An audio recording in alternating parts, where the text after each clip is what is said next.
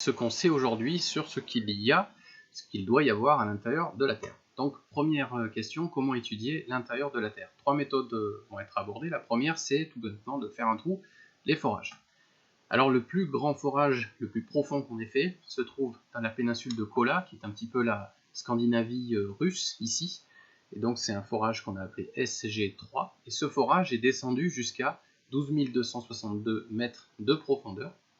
Ça en fait le forage le plus profond de l'histoire au jour d'aujourd'hui, et c'est aussi l'endroit le plus bas du globe terrestre, puisque l'endroit le plus bas, naturellement, entre guillemets, c'est un endroit qui s'appelle Challenger Deep, qui se trouve dans la fosse des Mariannes, et qui a un peu plus de 10 km de profondeur. Donc ce forage a réussi à descendre plus bas que ce point-là, à partir du relief terrestre. Donc ça a été une véritable prouesse technologique d'être descendu aussi bas. Ils y ont trouvé des choses un peu surprenantes, ça a permis des découvertes scientifiques, notamment il faisait plus chaud que prévu, il faisait 180 degrés, voilà. Aujourd'hui ce projet a été arrêté, c'est une véritable prouesse technologique. Ceci dit, vous avez quand même ici un forage qui est allé même pas 13 km, alors que le centre de la Terre se trouve à 6371 km à peu près. Si on fait un petit pourcentage, on est grosso modo aux alentours de 0,2% de la distance au centre de la Terre qui a été parcourue par ce forage qui pourtant a été extrêmement complexe à réaliser. Donc les forages, c'est très bien, mais c'est pas ça qui nous permettra de connaître réellement l'intérieur de la Terre. La technique la plus utilisée, c'est clairement la sismologie, c'est-à-dire l'étude des ondes sismiques. Un séisme, c'est un tremblement de terre, c'est une libération brutale d'énergie lors de la rupture de roches soumises à des contraintes, et cette énergie va être transmise dans les roches sous forme d'ondes. Ces ondes vont traverser la Terre, et donc l'analyse de ces ondes, c'est l'idée générale, va nous permettre d'avoir idée de ce qu'elles ont traversé. Il existe trois types d'ondes sismiques.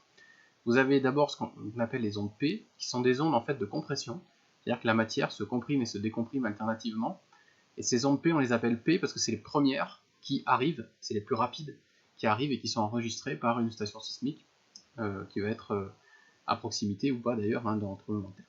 Ensuite, il y a un deuxième train d'ondes qui arrive, qu'on appelle les ondes S. Ce sont des ondes d'oscillation, vous voyez un petit peu comment elles se propagent, et ces ondes sont les deuxièmes à arriver. Et puis ensuite, vous avez un troisième train d'ondes qui arrive, qu'on appelle les ondes de surface, ou les ondes de volume, qui ont des mouvements assez complexes. Ces ondes-là, elles sont nettement plus lentes, elles arrivent en dernier.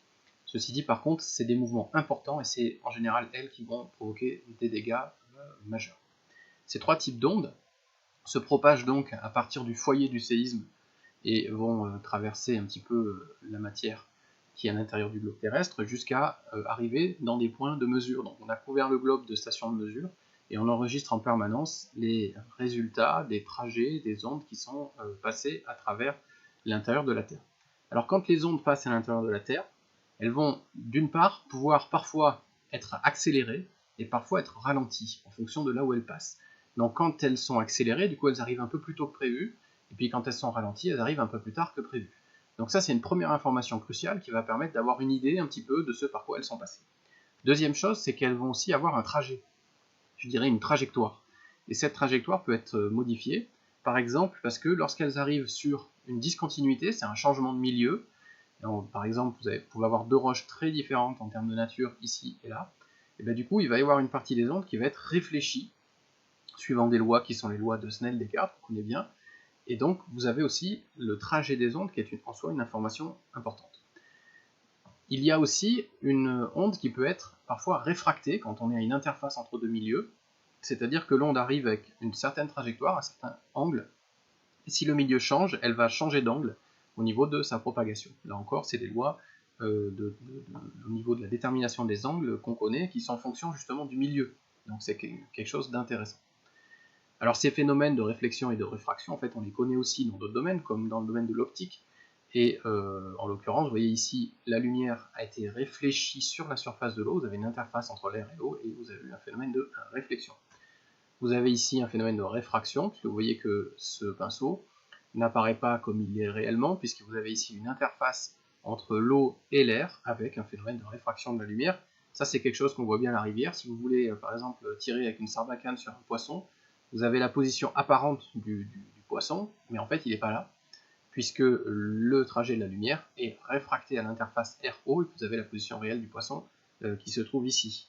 À savoir aussi que les ondes sonores sont aussi déplacés suivant ces règles de réflexion et de réfraction, et puis de modulation de la vitesse en fonction de la nature du milieu qui est traversé. Alors toutes ces informations sont bien sûr extrêmement nombreuses et complexes à déterminer. Aujourd'hui, on profite beaucoup de l'informatique pour analyser les données et pour pouvoir établir des cartographies des vitesses des ondes sismiques en profondeur. C'est quelque chose qui est utilisé à la fois avec des tremblements de terre naturels et à l'échelle du globe pour connaître ce qu'il y a dans le globe, mais c'est aussi utilisé en technologie plus locale. Vous avez ici, on peut aussi déclencher des mini tremblements de terre avec des appareils qui tapent par terre, en fait, tout simplement, puis on met des stations de mesure. Là, vous avez typiquement un profil tomographique qui a été réalisé dans le cadre d'un projet autoroutier de viaduc en Algérie. Donc voilà. Du coup, ce traitement informatique qui donne des images 3D, ça s'appelle la tomographie sismique. Maintenant, troisième technique, mais qui est complètement reliée à la précédente, c'est ce qu'on va appeler la thermographie. La thermographie, c'est de la tomographie sismique, mais qui va extraire en fait une information qui est la température de ce qui est à l'intérieur. C'est-à-dire qu'on va essayer de faire abstraction des questions de densité, des questions de réflecteurs, et on va regarder vraiment la température qu'il y a à l'intérieur du globe, et ça va donner des images qui vont être des images de thermographie, c'est-à-dire que vont donner la cartographie de la température dans le globe. Pourquoi on fait ça? Parce que justement, vous allez voir que la température est au cœur de nos connaissances actuelles sur l'intérieur de la Terre. Alors, à l'intérieur de la Terre, aujourd'hui, on a établi d'abord un modèle, un premier modèle, qu'on appelle le modèle PREM, qui est une description des couches qui se trouvent à l'intérieur de la Terre.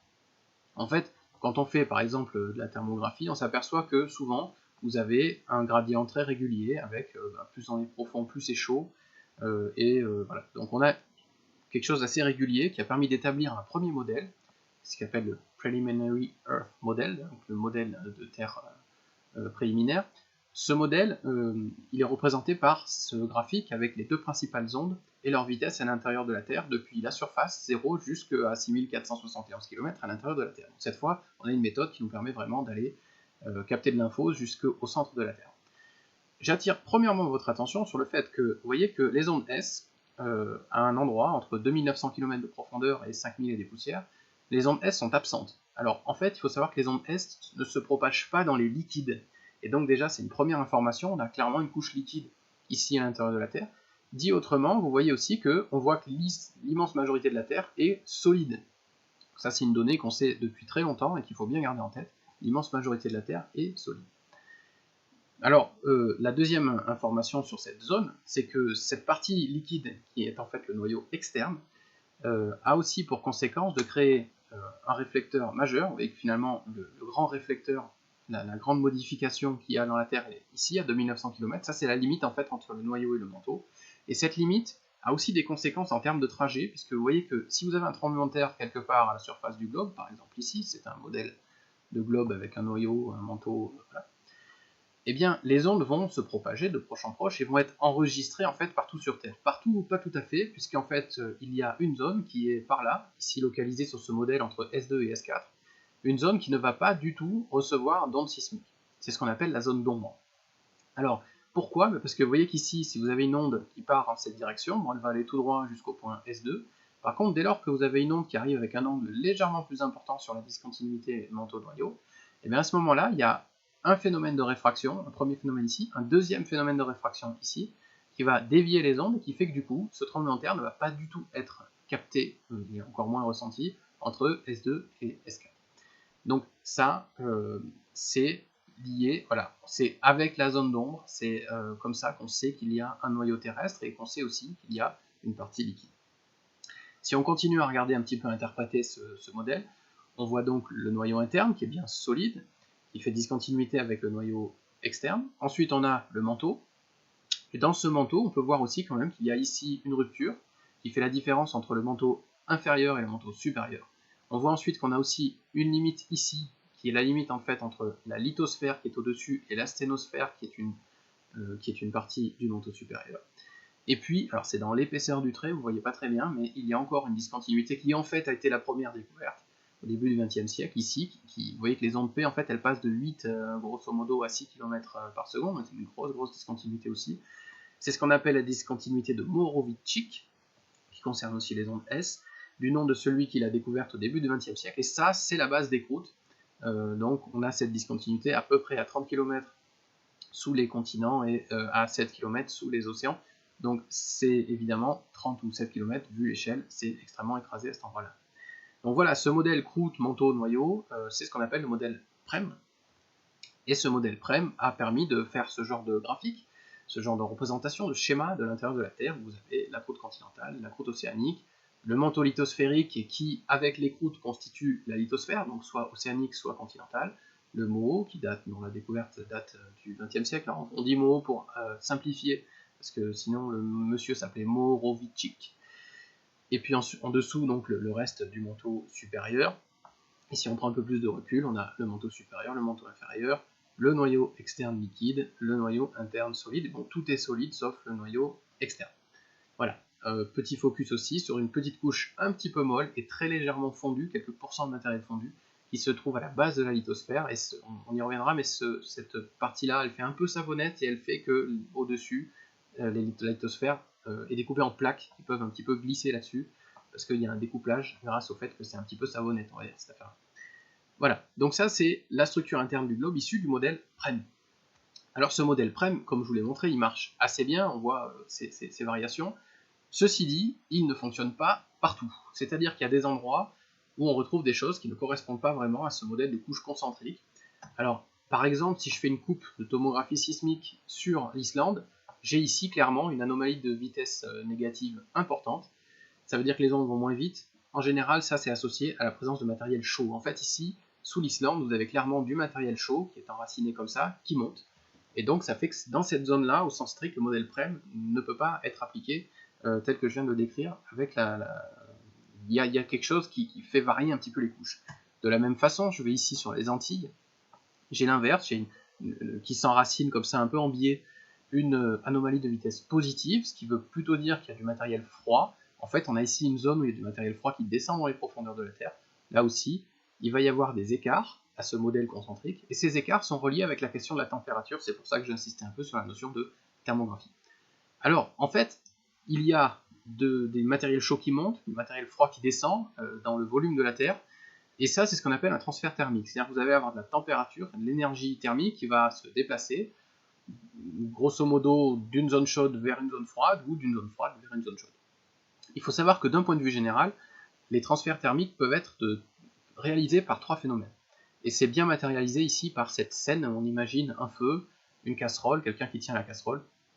Et vous allez voir que dans cette scène, il y a les trois types de transferts thermiques.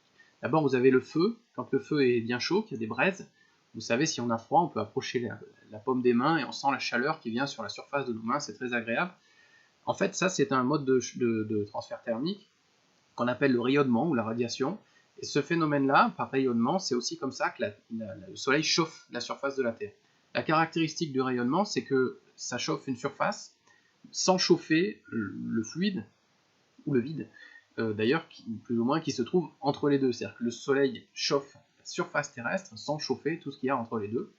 Ça, c'est typiquement le chauffage par rayonnement. On a aussi des choses, des fois, sur les terrasses des bars, qui sont des chauffages par rayonnement. Vous savez, ces trucs un peu rouges, là. C'est aussi basé sur ce transfert thermique-là. Deuxième type de transfert thermique, ça va être ce qui se passe dans la casserole. Dans la casserole, l'eau est chauffée par le bas, et l'eau chaude, en fait, quand elle est chaude, parce qu'elle a été chauffée par le feu, elle baisse en densité, du coup elle monte dans le volume du liquide, dans ce fluide qu'est l'eau, et inversement, du coup, il y a de l'eau froide qui descend et qui la remplace. Et du coup, ce phénomène-là va créer des mouvements ascendants et descendants qui donnent des choses circulaires, des mouvements circulaires qu'on appelle les cellules de convection. Et ça, c'est un phénomène qui va permettre en fait de déplacer la chaleur par le déplacement de la matière. Donc ça concerne les fluides, tout ce qui peut bouger va pouvoir être animé de ces mouvements de convection. C'est un transfert thermique, on va le revoir, qui est extrêmement efficace. Troisième type de transfert thermique, c'est ce qui se passe dans le manche ici.